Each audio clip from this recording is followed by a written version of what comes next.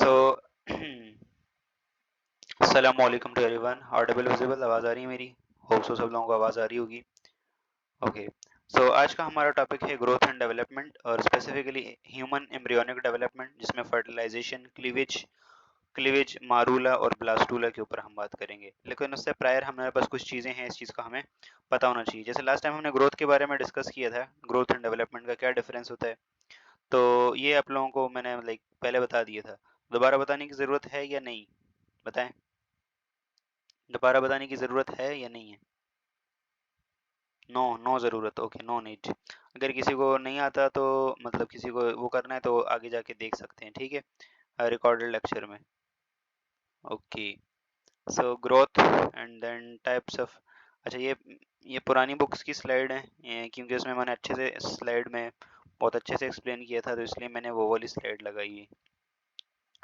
ठीक है, new book की स्लाइड भी लगाई है, टेंशन नहीं लेनी। दोनों को पैरेलल कवर करेंगे। मिक्सचर।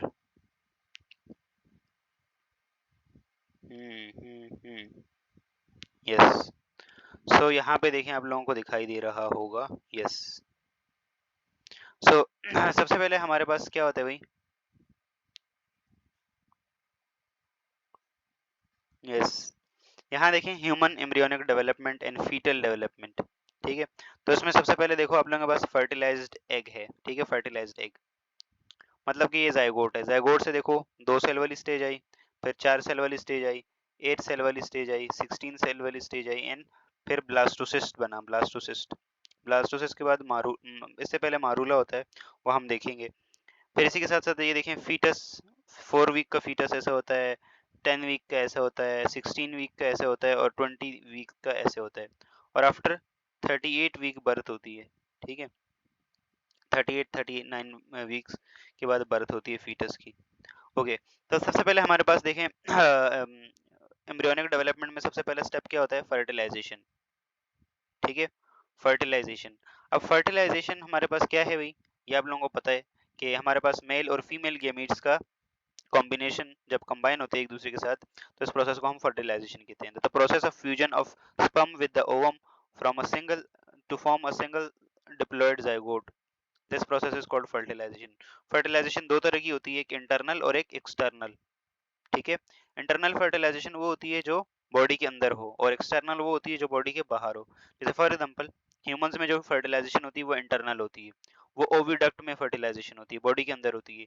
एक्सटर्नल जैसे फ्रॉग होता है, कई सारी फिशेज होती हैं, वो अपना जो अपने जो एग्स होते हैं ना, वो उन्हें पानी के अंदर दे देते हैं एक्वेटिक एनवायरनमेंट में, और मेल अपना स्पर्म वहाँ छोड़ देता है, तो वहाँ बॉडी के बाहर फर्टिलाइजेशन होती है, तो वो एक्सटर्नल फर्टिलाइजेशन है।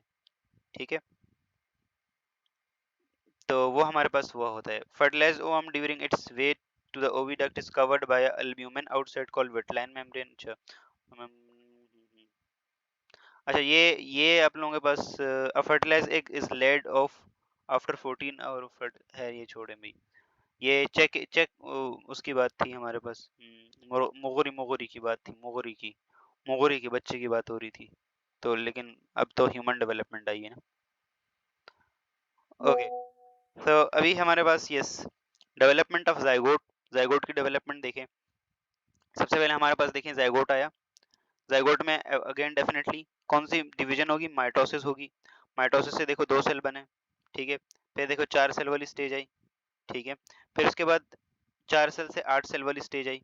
ठीक है, और यहाँ से देखें, यहाँ फर्टिलाइजेशन हुई होगी, डेफिनेटली स्पर्म आया होगा और ओवम आया होगा। फर्टिलाइजेशन के बाद जाइगोट बना, जाइगोट के बाद 2 सेल स्टेज, 4 सेल स्टेज और 8 सेल। ये देखिए, ये पूरा का पूरा ये क्या कहलाता है? 2 सेल से लेके 8 सेल की जो स्टेजेस हैं, इसको हम क्लीवेज कहते हैं। ठीक है, और फिर जब डे 3 आता है, तो इसके ऊपर देखें हमारे पास, यहाँ तक देखो कितनी तेजी से सेल डिवीजन हो रही है, कि हमारे पास मारूला बना। ठीक है, आप लोगों ने मालबेरी देखी है? मालबेरी। ठीक है, मालबेरी देखी है, खाई होगी मालबेरी। तो ये देखो, मालबेरी से रिजेंबल करता है, तो इसीलिए इसको हम मारूला का नाम दे देते हैं। फिर इसके बाद ब्लास्टोसिस्ट बन जाता है, या ब्लास्टूला। ब्लास्टूला में फिर ना सेल बीच में से ना माइग्रेट करते हैं टर्मिनल वाली साइड पे, और बीच में होलो कैविटी बन जाती है, जिसे हम ब्लास्टोसील कहते हैं। और यही होलो कैविटी बाद में जाके बॉडी कैविटी सीलोम में कन्वर्ट होती है। ठीक है, जो आप लोगों ने फर्स्ट ईयर में पढ़ा होगा, सीलोमेट, सूडो सीलोमेट और ट्रू सीलोमेट्स, और ये सारा पढ़ा होगा आप लोगों ने। अब थोड़ा सा ना डिटेल में जरा देखें। ये देखें यहाँ पे ना जस्ट अगेन से वही है भाई, ये वही डायग्राम है।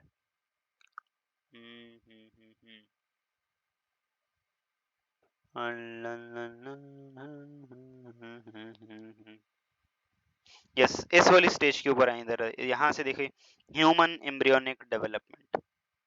ठीक है, fertilised egg, 2 cell stage, 4 cell stage और 8 सेल स्टेज। यहाँ 8 सेल स्टेज तक तो सब लोगों को क्लियर होगा, यहाँ तक तो सब लोगों को क्लियर होगा ना, होप सो। इसके बाद वाली जो स्टेज आती है इसे हम मारूला कहते हैं।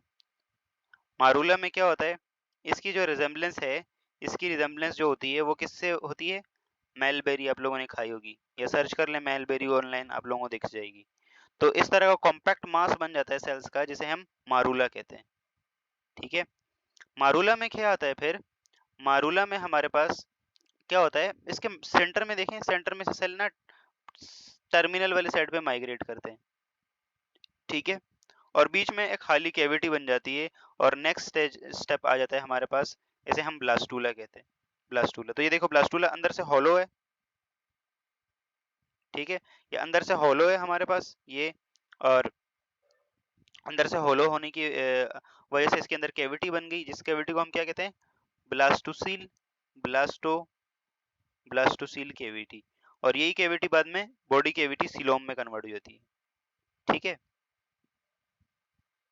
Due to the unequal distribution और अनइक्वल ग्रोथ, ठीक है, सेल्स माइग्रेट करते हैं ऑपोजिट साइड्स के ऊपर। उसके बाद हमारे पास दूसरी स्टेज आती है जिसे हम कहते हैं गैस्ट्रूला।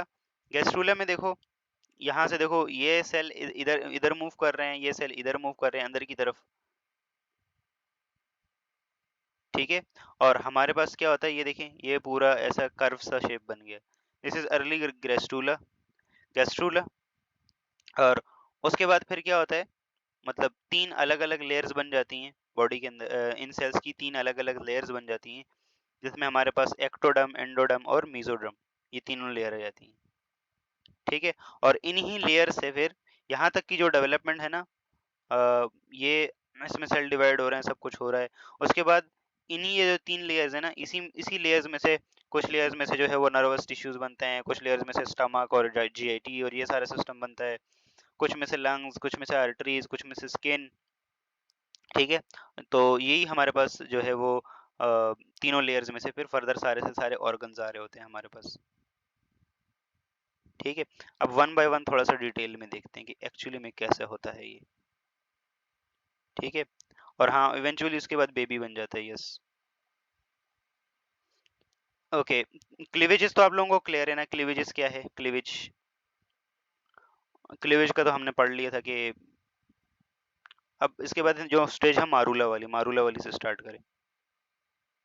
मारूला, तो by the process of cleavage the embryo becomes rounded mass closely packed blastomeres which resembles mulberry and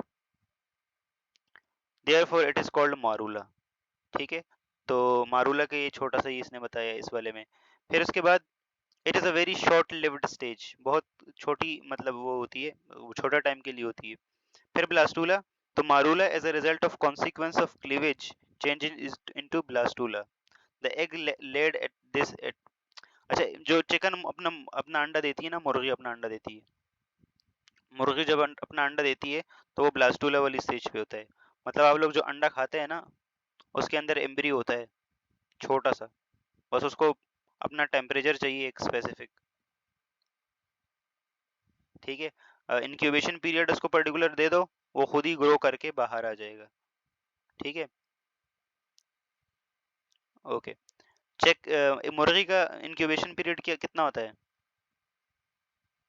हाँ बच्चा खा जाते हैं, 21 डेज, 21 डेज में बच्चे दे देती है मुर्गी। ठीक है, अगर 21 डेज प्रॉपर आप सही हीट दें, सही मतलब प्रॉपर, तो उसकी अच्छे से ग्रोथ होती है और 21 डेज के बाद बच्चा हो जाता है। ठीक है, चेक चेक चेक चेक। और ह्यूमंस के लिए ये टाइम कितना है, 9 मंथ्स। ठीक है, हर एक ऑर्गेनिज्म का डिफरेंट डिफरेंट।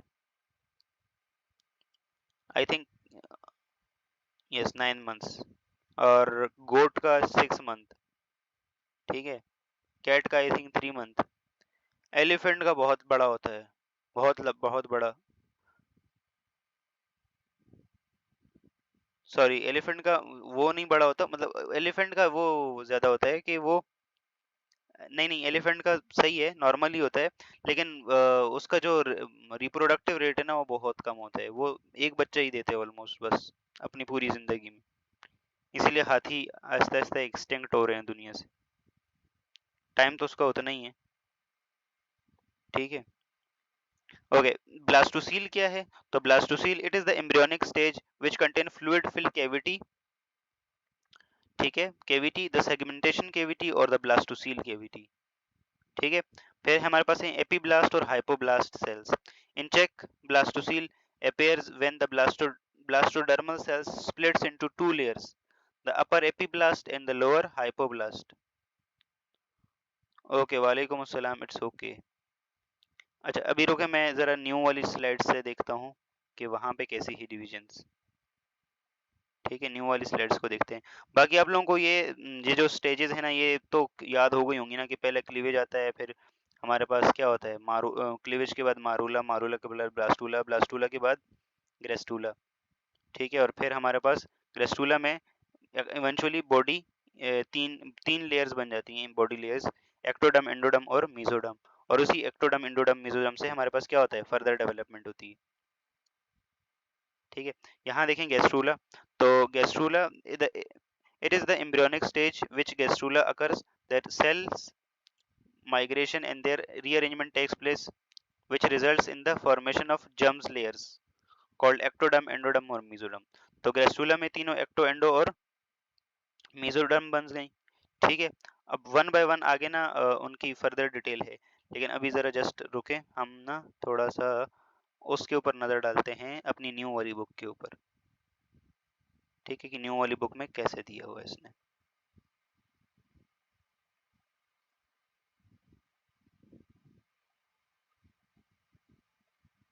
मैं दोनों स्लाइड आप लोगों को भेज दूंगा।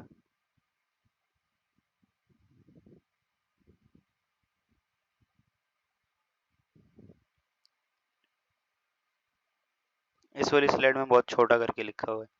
ये मैंने आप लोगों को क्लीवेजेस बता दी थी सारी। देन इसके बाद टाइप्स ऑफ एग्स हमने देख लिया था, और उसके बाद डायरेक्ट इस वाली स्टेज से आए मारूला और ब्लास्टूला वाली। तो ये देखें, ये आप लोगों के पास मारूला बन गया।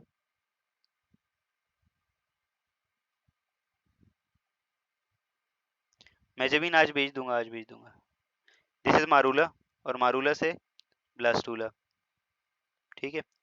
Okay. So morula, by the process of cleavages the embryo becomes a rounded mass closely packed blastomeres which resembles the mulberry, इसीलिए इसको हम मारूला कहते हैं। ये बहुत शॉर्ट लिव्ड स्टेज होती है। ब्लास्टूला, तो morula result is a consequence of cleavage into blastula. The egg इस स्टेज के ऊपर वो होता है। अरे भाई, ये भी तो पुरानी बुक वाला लग रहा है मुझे।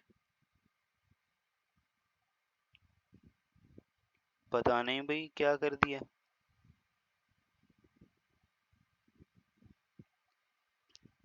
खैर, उसके बाद ब्लास्टूला भी सेम वही चीज है। ब्लास्टोसील इसने बताया एपीब्लास्ट एंड हाइपोब्लास्ट सेल्स। तो एपीब्लास्ट और हाइपोब्लास्ट हम आगे बताते हैं। यहाँ देखें, आप लोगों को इस वाली स्लाइड में यहाँ नजर आ रहा होगा एपीब्लास्ट सेल्स और hypoblast cells, epiblast and hypoblast. तो ये देखें वो सेल्स जो नीचे की तरफ हैं, ये वाले, दीज आर हाइपोब्लास्ट। और इसके ऊपर वाली साइड पे, सेंटर में के ऊपर वाली साइड से जो हैं, दीज आर एपीब्लास्ट सेल्स। आप लोगों की न्यू बुक में यार मैंने देखा नहीं अभी तक सही से, न्यू बुक में क्या चेंज लेके आया। ज्यादा डिटेल।